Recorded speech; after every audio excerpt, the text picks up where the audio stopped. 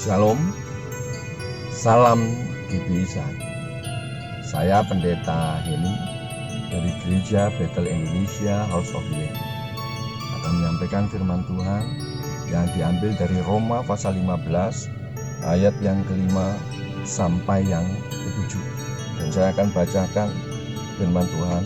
Semoga Allah yang adalah sumber ketekunan dan penghiburan mengaruniakan kerukunan kepada kamu sesuai dengan kehendak Kristus Yesus, sehingga dengan satu hati dan satu suara kamu memuliakan Allah dan Bapa Tuhan kita Yesus Kristus. Sebab itu terimalah satu akan yang lain, sama seperti Kristus juga telah menerima kita untuk kemuliaan Allah. Kalau kita mau melihat ayat ini, saudaraku yang dikasihi Tuhan, dikatakan menjadi harapan doa Rasul Paulus kepada jemaat di Roma. Karena kata yang dikatakan, semoga Allah yang adalah sumber ketekunan dan penghiburan mengaruniakan. Dalam hal ini Allah yang sebagai pencipta alam menjadi sumber dari segala sesuatu yang menjadi harapan bagi Rasul Paulus. Makanya dia berkata semoga, mudah-mudahan. Karena apa? Menjadi harapannya dia lakukan. Dan dia boleh katakan ini seperti doa. Apa yang diharapkan? Yaitu kerukunan kepada kamu sesuai dengan kehendak Kristus Yesus, sehingga dengan satu hati dan satu suara kamu memuliakan Allah dan Bapa Tuhan kita Yesus Kristus. Berbicara kerukunan, kalau kita mau melihat kata ini, jangan sama dengan ketika di dalam Mazmur 133, hidup rukun, yahad, unity, satu kesatuan, saudara. Menunjukkan apa? Mungkin kita boleh berbeda-beda, saudara. Tapi kalau kita memiliki satu harapan, satu iman, satu hal yang dikerjakan untuk kemuliaan nama Tuhan, kita bersatu, unity. Jadi kalau kita melihat hari-hari ini dengan situasi keadaan yang dimana mulai hamba Tuhan satu menjatuhkan hamba Tuhan yang lain, seolah-olah hamba Tuhan yang satu tidak diurapi, hamba Tuhan yang satu tidak sekolah teologi sehingga tidak punya pengajaran yang baik, hamba Tuhan yang satu lagi tidak ngerti sehingga ngawur dan sebagainya. Semua merasa paling dekat dengan Tuhan, semua merasa paling pintar, semua merasa ada yang berkata saya ini loh paling dekat sama Tuhan. Tuhan bicara. Kelompok-kelompok ini sering membuat apa? Gereja terpecah-pecah. Dengan situasi keadaan seperti ini seharusnya gereja bersatu. Gereja menyatakan atau menjadi sarana Tuhan. Untuk apa? Supaya dunia boleh melihat kasih dan kuasa Tuhan dinyatakan. Gereja benar-benar menjadi mercusuar. Nah, kalau kita kembali ke konteks ayat ini, rukun bersama-sama. Apa? Sesuai kehendak Kristus. Kenapa kok dikatakan begitu? Karena dalam Injil Yohanes Tuhan Yesus berdoa kepada Bapanya supaya apa? Bersatu, menjadi satu, unity, tidak terpecah-pecah. Dan saya percaya gereja Tuhan ada di dunia. Itu karena Tuhan sedang mengerjakan sesuatu. Dan tidak ada memang gereja yang sempurna, Bapak Ibu. Bukan berarti tidak sempurna sebetulnya. Gereja itu dipilih memang dengan tujuan untuk mengerjakan visi misi yang Tuhan taruh sesuai dengan kondisi dan wilayahnya di sana. Jadi kita bisa melihat bahwa apa? Kalau gereja itu tahu visi misi yang Tuhan taruh, atau hamba Tuhan itu sebagai gembalanya di sana tahu visi misi yang Tuhan kerjakan sedang taruh di hatinya, pasti dia tidak khawatir, dia tidak pernah takut dengan situasi keadaan apapun. Bahkan dia tidak perlu khawatir kalau jemaatnya diambil gereja lain. Tidak apa-apa. Ini bicara kepercayaan Tuhan. Ini bicara sebetulnya Tuhan sedang melakukan sesuatu. Tugas hamba Tuhan adalah melayani umat Tuhan. Tugas hamba Tuhan adalah apa?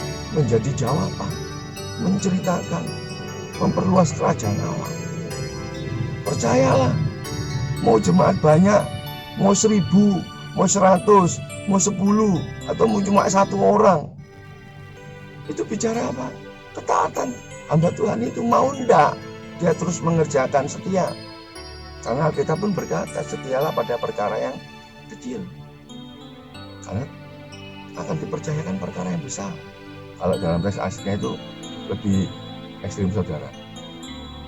Setialah pada perkara yang kecil, walaupun mungkin Tuhan tidak percayakan kamu percaya perkara yang besar, tapi tetap setialah, tetap kerjakan. Berarti apa? Kalau kita lakukan dengan sungguh-sungguh, kita kerjakan dengan hati kita. Karena apa? Apa yang kita lakukan ini sebetulnya bukan sebagai bentuk kita mau menolong Tuhan, tapi yang menjadi dasar dalam pelayanan kita, apa yang kita lakukan seharusnya apa?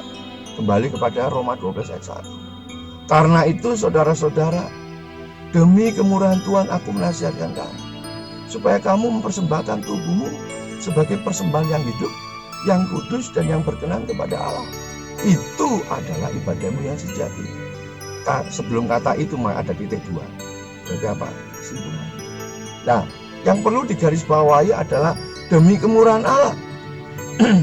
Kalau kita melihat dalam teks bahasa Yunani-nya, itu dia tidak pakai kata karis, kasih karunia, nah, tapi dia pakai kata oiktirmos, yang artinya apa? Belas kasihan Allah. Kok bisa begitu? Ya, karena usaha manusia tidak pernah ada bisa mencapai Tuhan. Apa yang kita lakukan, kebaikan kita, kepintaran kita tidak pernah bisa mencapai Tuhan. Makanya Tuhan berbelas kasihan. Rasul Paulus mengingatkan kepada jemaat di Roma, bahkan mengingatkan kita, sadarlah demi kemurahan Allah atau belas kasihan Allah.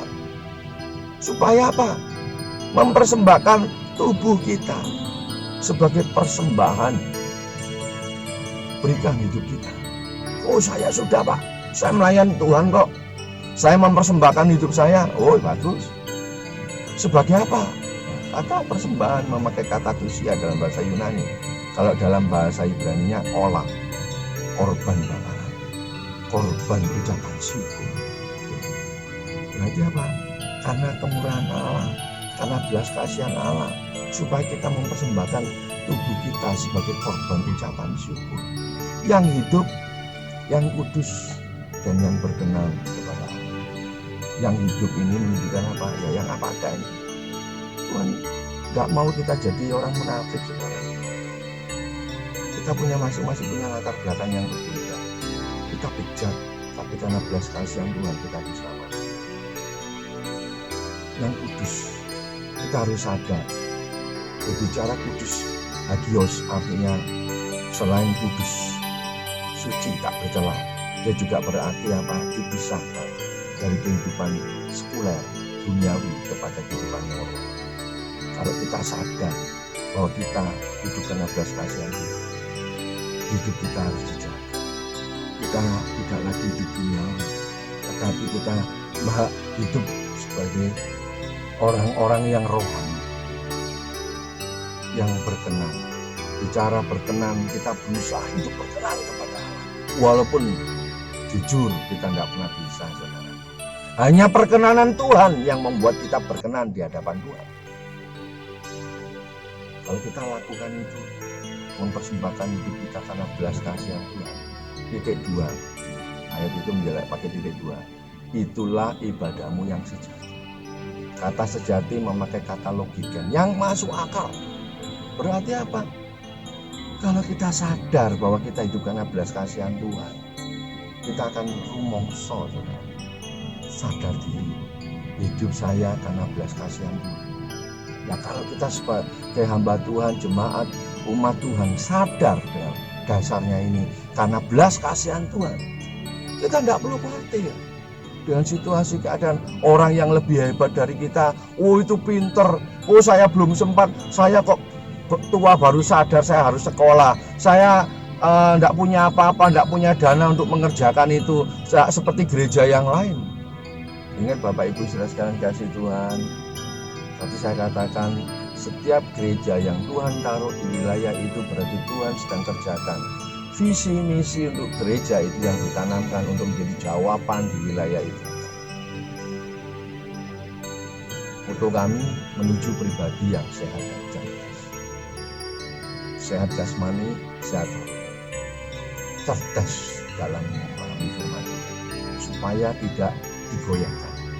Tetapi gereja kami juga punya visi misi menuju gereja yang misioner untuk menjadi jawaban.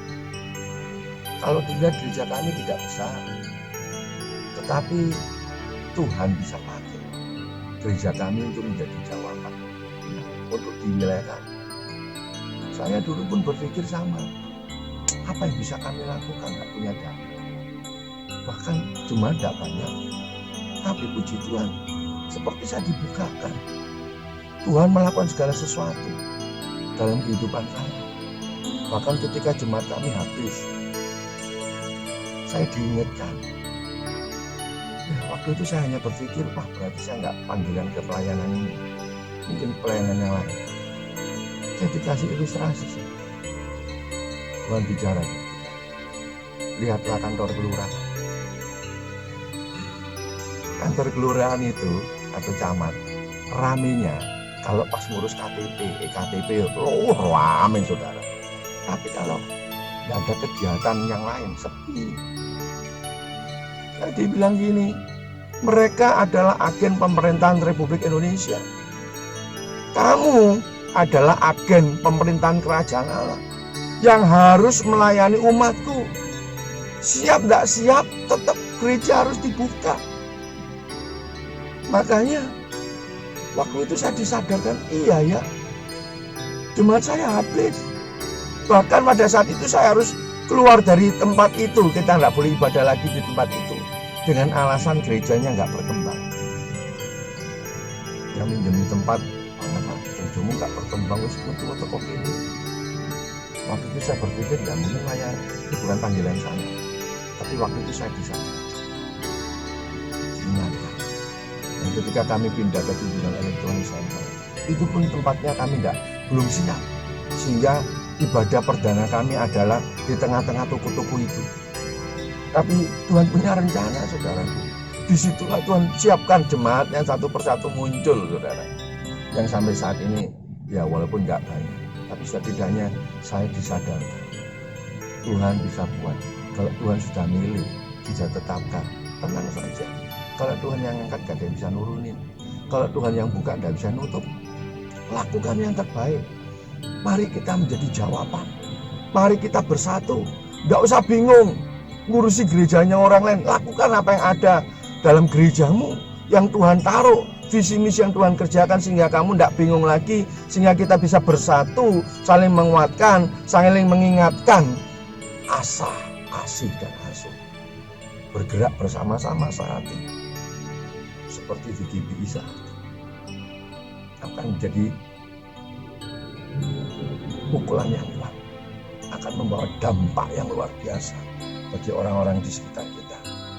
Kalau gereja bersatu, saling melengkapi satu sama lain, sadar visi misi yang Tuhan kerjakan di gereja itu, jadi tidak bingung. Gereja mau berkembang, situ berkembang, mau ketok luar biasa, tenang saja, lakukan bagian kita. Karena apa? Nanti upahnya sama di sana. Mahkotanya diberikan bagi orang yang setia, bukan karena jemaatnya banyak, tapi setia dalam melayani itu. Lakukan yang terbaik, kerjakan yang baik, tetap semangat dalam melayani Tuhan. Mari bersatu, karena Tuhan sedang mengerjakan sesuatu dalam hidup kita sebagai hamba Tuhan, gereja Tuhan. Shalom, bisa Tuhan Yesus memberkati.